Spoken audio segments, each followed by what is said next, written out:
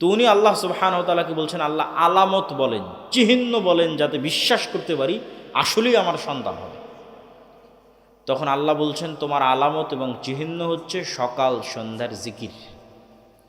সকাল সন্ধ্যার জিকিরে সব অসম্ভব সম্ভব হয়ে যাবে, সব অসম্ভব। সন্ধ্যা মানে মাগরিবের পরে নয়, আসরের পর থেকে সূর্য ডোবার পূর্ব পর্যন্ত। বুকরাতাও ওয়া আসিলা বিল আশিয়্যি ওয়াল ইবকার ক্বাবলা তুলুইশ শামসি ওয়া ক্বাবলাল গুরুব, এগুলো কোরআনের আয়াত। সকাল সন্ধ্যায় জিকিরের বিষয়ে আল্লাহ সুবহানাহু ওয়া তাআলার আদেশ। আর সকাল মানে ফজরের পর থেকে নিয়ে সূর্য ওঠা পর্যন্ত। এবং জিকির কেন শ্রেষ্ঠ? সব ইবাদত জিকির, এমনকি সালাতও জিকির। এই যে ছেলেরা, তোমরা কোথায় যাচ্ছ?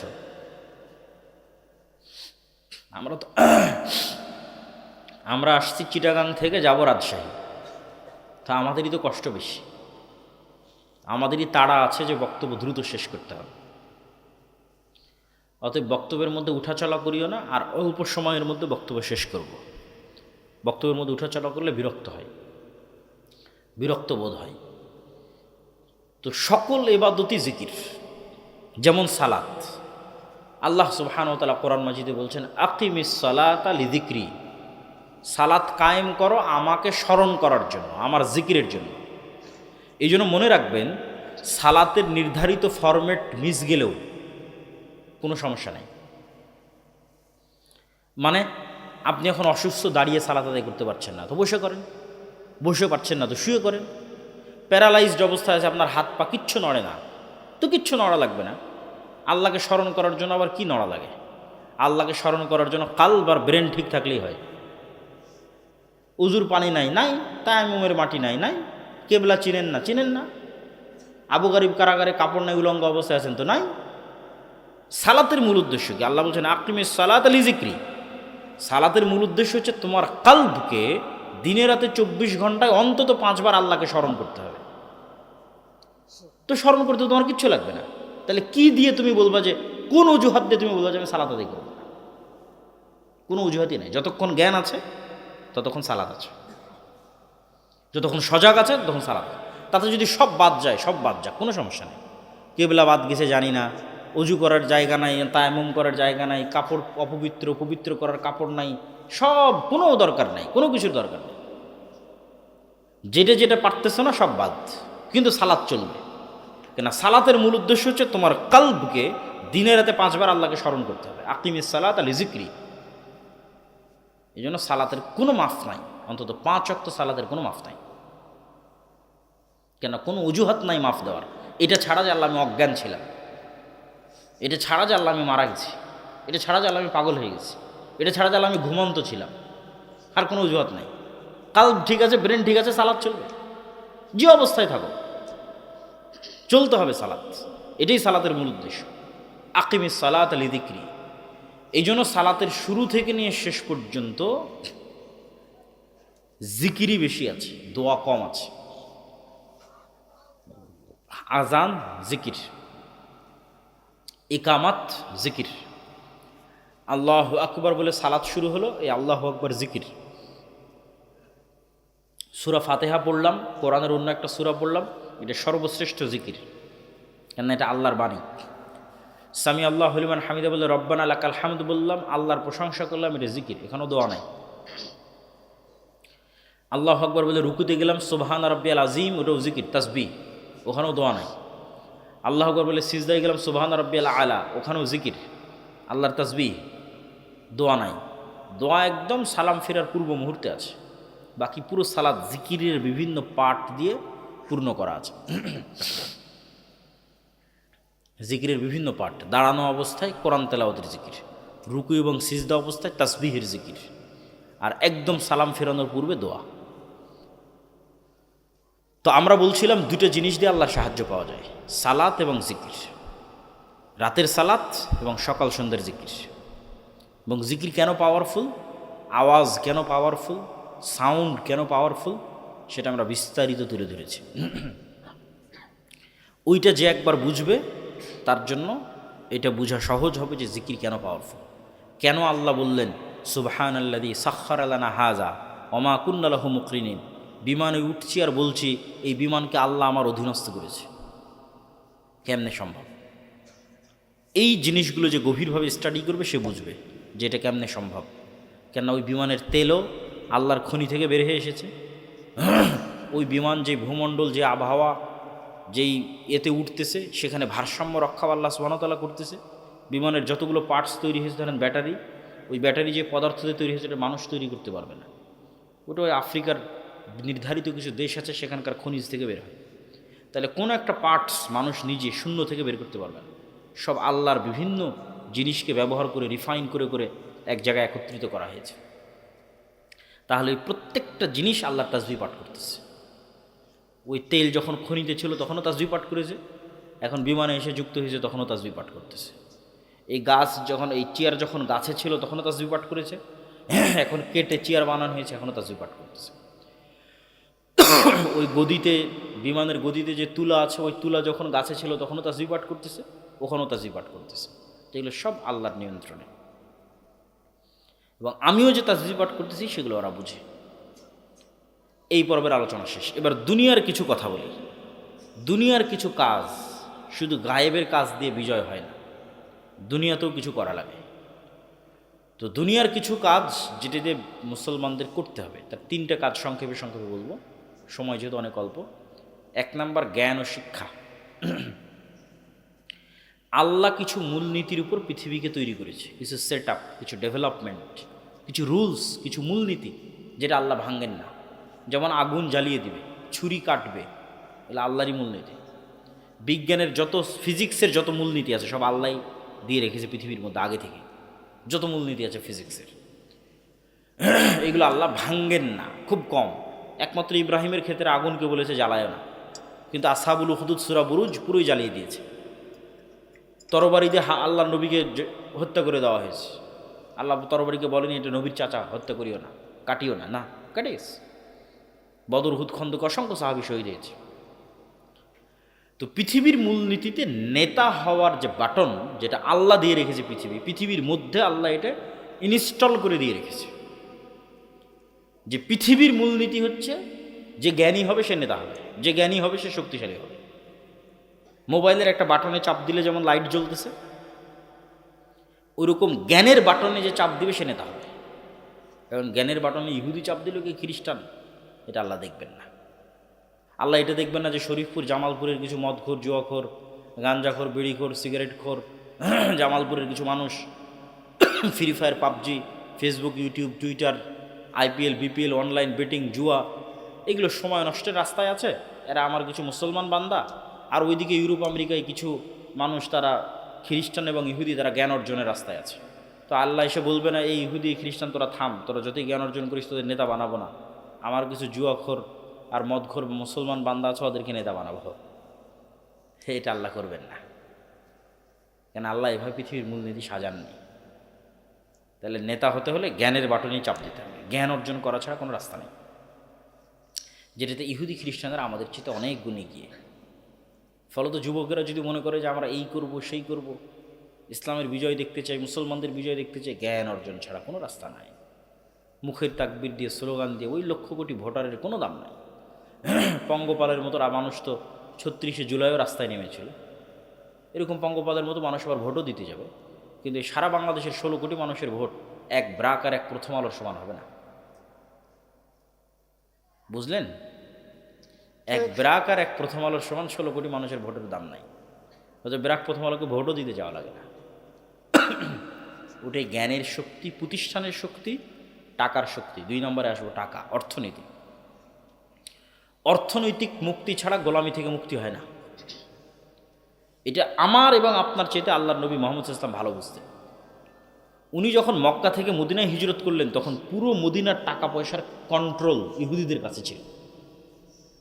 আজকে যেমন সারা পৃথিবীর অর্থনীতির কন্ট্রোল ইহুদিদের কাছে, মুহাম্মদ সাল্লাল্লাহু আলাইহি ওয়াসাল্লাম যখন মদিনায় হিজরত করেছেন তখন পুরো মদিনার অর্থনীতির কন্ট্রোল ইহুদিদের কাছে। এটা মুহাম্মদ সাল্লাল্লাহু আলাইহি ওয়াসাল্লামের পক্ষে অসম্ভব যে উনি মদিনার লিডার হবে, আবার টাকার কন্ট্রোল ইহুদির কাছে থাকবে, যে কেমনে উনি রাষ্ট্র চালাবে, কেমনে নেতৃত্ব চালাবে। এই জিনিসগুলো আমাদের চেয়ে মোহাম্মদ ইসলাম ভালো বুঝতেন। মোহাম্মদ ইসলাম বললেন মদিনার আনসারীদের যে তোমরা কৃষক মানুষ, তোমরা ব্যবসা বুঝো না, আমার সাথে যারা হিজরত করে মক্কা থেকে আসছে এদের রক্ত ব্যবসা, মোহাম্মদ ইসলামের ব্লাড বিজনেস। ওনার সাথে যারা মক্কা থেকে হিজরত করে আসছে এরা কোরাইশ, এরা জন্মগত ব্যবসায়ী। আর তোমরা মদিনার মানুষেরা তোমরা কৃষক। তোমরা এক কাজ করো, তোমাদের যার যা সয় সম্পত্তি আছে হাফ হাফ, কারো 5টা উট থাকলে 2টা উট মুহাজিরদের দিয়ে দাও, কারো 5 বিঘা জমি থাকলে 2 বিঘা মুহাজিরদের দিয়ে দাও। ওরা ব্যবসা বুঝে, তোমরা কৃষি কাজ করো আর ব্যবসা করো। এভাবে মোহাম্মদ ইসলাম ভাগ করে দিলেন। কয়েক বছরের মধ্যে উসমান বিন আফফান, আব্দুররহমান বিন আউফ, জুবাইর ইবনুল আওয়াম এরা কোটিপতি সাহাবী, এরা আল্লাহর নবীর জীবদ্দশাতেই কোটিপতি হয়ে গেছে ব্যবসা করে। এখন রাসূল সাল্লাল্লাহু আলাইহি ওয়াসাল্লাম যেখানে মসজিদে নববী তৈরি করেছে, ওই মসজিদে নববীর সামনের কুয়ার মালিক ইহুদি। আজকের সৌদি আরবের সবচেয়ে বড় সমস্যা পানি, তাহলে 1500 বছরের আরবের সবচেয়ে বড় সমস্যা কি হতে পারে? পানি। মরুভূমির দেশে আবার কি সমস্যা হবে? আর মুসলমানের আরও বিপদে 5 বার উজু করা লাগবে। পবিত্রতার দিন, পরিচ্ছন্নতার দিন, তাহারাতের দিন। তাহলে এখন মুহাম্মদ সাল্লাল্লাহু আলাইহি ওয়াসাল্লামকে ওই ইহুদির কাছে নত হয়ে বলতে হবে, বাবা তোমার এই কুয়াতে আমার মুসলমানেরা একটু উজু করবে, একটু অনুমতি দিও। তাহলে একটা রাষ্ট্রপ্রধান যদি নত হয়ে ইহুদির কাছে অনুমতি চায়, রাষ্ট্র চালাবে কি দিয়ে? এই জন্য অর্থনৈতিক মুক্তি ছাড়া স্বাধীনতা আসে না। মুহাম্মদ সাল্লাল্লাহু আলাইহি ওয়াসাল্লাম বললেন, কে আছে এই কুয়া কিনে দিতে পারবে? নাহলে স্বাধীন কিভাবে হবে? উসমান বিন আফফান বলছে, আল্লাহর নবী আমি কিনে দেবো। বলেন আল্লাহু আকবার। তাহলে উসমান বিন আফফান কুয়া কিনে দিয়ে মুহাম্মদ সাল্লাল্লাহু আলাইহি ওয়াসাল্লামের মাথাকে উঁচু করে দিয়েছে। এটাই অর্থনৈতিক মুক্তি। আল্লাহর কাছে রাতে আপনি নবী হয়ে এত দোয়া করা লাগে, অনেক হয়েছে, যথেষ্ট, বাস। আর কত? ক্লান্ত হয়ে গেছে আবু বকর রাদিয়াল্লাহু তাআলা। কিন্তু রাসূলুল্লাহ সাল্লাল্লাহু আলাইহি ওয়াসাল্লাম করতেই আছে, এই জন্য যে মুহাম্মদ সাল্লাল্লাহু আলাইহি সাল্লাম আবু বকরের চেয়েও বেশি জানে যে কাল বদরের যুদ্ধে উনি আল্লাহর সাহায্য ছাড়া জিততে পারবেন। দুনিয়াবী শক্তিতে উনি যতই শক্তিশালী হোক, বিজয় সম্ভব নয় যতক্ষণ কার সাহায্য না পাওয়া যাবে? আল্লাহর। আর মুহাম্মদ সাল্লাল্লাহু আলাইহি ওয়াসাল্লাম আবু বকরের চেয়ে ভালোভাবে জানেন যে আল্লাহর সাহায্য পেতে হলে আমাকে রাতের সালাতে দাঁড়াতেই হবে, কোনো রাস্তা নেই। এটাই টেকনোলজি, এটাই সেই প্রযুক্তি যা দিয়ে আসমান থেকে আল্লাহর সাহায্য নেমে আসবে। তাহলে এখন আপনি কল্পনা করেন যে পৃথিবীর সর্বশ্রেষ্ঠ নবী, সর্বশ্রেষ্ঠ রাসূল, সর্বশ্রেষ্ঠ মানুষ আল্লাহর সাহায্য ছাড়া জিততে পারছে না, জয়লাভ হচ্ছে না, বিজয় আসতেছে না। আর পৃথিবীর সর্বশ্রেষ্ঠ মানুষ আল্লাহর সাহায্য পাওয়ার জন্য 5 ওয়াক্ত সালাত তো অনেক পরে আছেই, 5 ওয়াক্ত সালাতের পরেও দীর্ঘ সময় যাবৎ রাতে উঠে সালাত আদায় করতে হচ্ছে, আল্লাহর সাহায্য নিবে তাই, অথচ উনি নবী, সর্বশ্রেষ্ঠ মানুষ, সর্বশ্রেষ্ঠ রাসূল। আর আমরা শরীফপুর জামালপুরের মানুষ 5 ওয়াক্ত সালাত আদায় না করেই শুধু ভোট দিয়ে আর মিছিল দিয়ে ইসলাম বিজয় হয়ে যাবে। হবে নাকি? সম্ভব নয়। সালাতে যে নাই ও আল্লাহর গন্তির মধ্যেই নাই, আল্লাহর গণনার মধ্যেই নাই, কাউন্টের মধ্যেই নাই। এখন কোথায় পড়ে মারা গেল, কি ভাগাড়ে ডুবে গেল, কি নদীতে পড়ে গেল, এই গণনার মধ্যেই যে নাই, সালাতে যে নাই। তো তার দিয়ে ইসলামের বিজয় তো বহু পরে, তার দিয়ে মুসলমানদের বিজয় তো বহু পরে, সে আল্লাহর গণনার খাতা থেকে বাদ। এই জন্য সালাত লাগবেই, গোলামি থেকে মুক্তির জন্য, ইসলাম এবং মুসলমানদের বিজয়ের জন্য, আল্লাহর সাহায্য পাওয়ার জন্য সালাত লাগবেই। সালাতের মধ্যে সবচেয়ে পাওয়ারফুল হচ্ছে রাতের সালাত। আর একটা পয়েন্ট আমরা বলেছি জিকির, যে 2টা মাধ্যমে আল্লাহ সুবহানাহু ওয়া তাআলার সাহায্য পৃথিবীতে বেশি পাওয়া যায়। তার 1 নাম্বার বলেছি সালাত, 2 নম্বর বলেছি জিকির। জিকিরটা বোঝানোর জন্য আমাদের বুঝতে হবে শব্দ এবং আওয়াজ অত্যন্ত পাওয়ারফুল। শব্দভিত্তিক প্রযুক্তি, আওয়াজ ভিত্তিক প্রযুক্তি পৃথিবীতে সবচেয়ে শক্তিশালী। এটা যতক্ষণ আমি আপনাকে না বুঝাতে পারবো ততক্ষণ জিকির কেন পাওয়ারফুল এটা বুঝাতে পারবো না। তার আগে আমাদের বর্তমান সভ্যতা কোন প্রযুক্তির উপর দাঁড়িয়ে আছে? 1 মিনিট। আমাদের বর্তমান সভ্যতা দাঁড়িয়ে আছে এই মোবাইল, এই কম্পিউটার, এই ইন্টারনেট, এই ক্যামেরা, ফেসবুক, ইউটিউব যা আছে, পুরো যে আমাদের ডিজিটাল যে সভ্যতা, এই সভ্যতাটা দাঁড়িয়ে আছে আলোর যে তরঙ্গ, লাইটের যে ওয়েভ, ওইটার মধ্যে যে ডাটা ট্রান্সফার করার ক্ষমতা আছে সেটার উপর দাঁড়িয়ে আছে। আলো ডাটা ট্রান্সফার করতে পারে, এটা আজকে থেকে নয়, যেদিন থেকে আল্লাহ পৃথিবী সৃষ্টি করেছে ওই দিন থেকেই। মানুষ জানতো না, মানুষের এই জ্ঞান ছিল না। আজ 50-100 বছর হচ্ছে মানুষ শিখেছে যে কিভাবে আলোর মধ্যে দিয়ে ডাটা ট্রান্সফার হলে ওটাকে রিসিভ করা যায়। ওইভাবে মোবাইল বানিয়েছে, ওইভাবে টাওয়ার সেট করেছে। এই মোবাইলের সাথে তো আমার মুখের কোনো তার নাই, আবার ওই মোবাইলের সাথে টাওয়ারের তো কোনো তার নাই, এগুলো আলোর মধ্যে দিয়ে যাচ্ছে। আমার কথাটা আলোর মধ্যে দিয়ে, ওই মোবাইলের মধ্যে দিয়ে আমেরিকাতে লাইভ প্রচার হচ্ছে, এখান থেকে আলোর মধ্যে দিয়ে আমেরিকাতে যাচ্ছে, আলোর গতির সাথে, এবং আমার ভিডিওটাও। এবং এটার আরও চাক্ষুষ জ্বলন্ত উদাহরণ হচ্ছে, আপনি যদি আলোর চেয়ে বেশি গতি অর্জন করতে পারেন, যেটা মানুষের পক্ষে সম্ভব নয়, কিন্তু কল্পনা করেন যে মুহাম্মদ সাল্লাল্লাহু আলাইহি ওয়াসাল্লাম তো মিরাজে আলোর গতি ভেদ করে চলে গেছিল। তা আমরা যদি আলোর চেয়ে গতিশীল কোনো কিছু অর্জন করতে পারি, দিয়ে আজ থেকে 15 বছর পূর্বে যদি চলে যাই, আলো এবং সময় সেম, সময় আর আলো এক।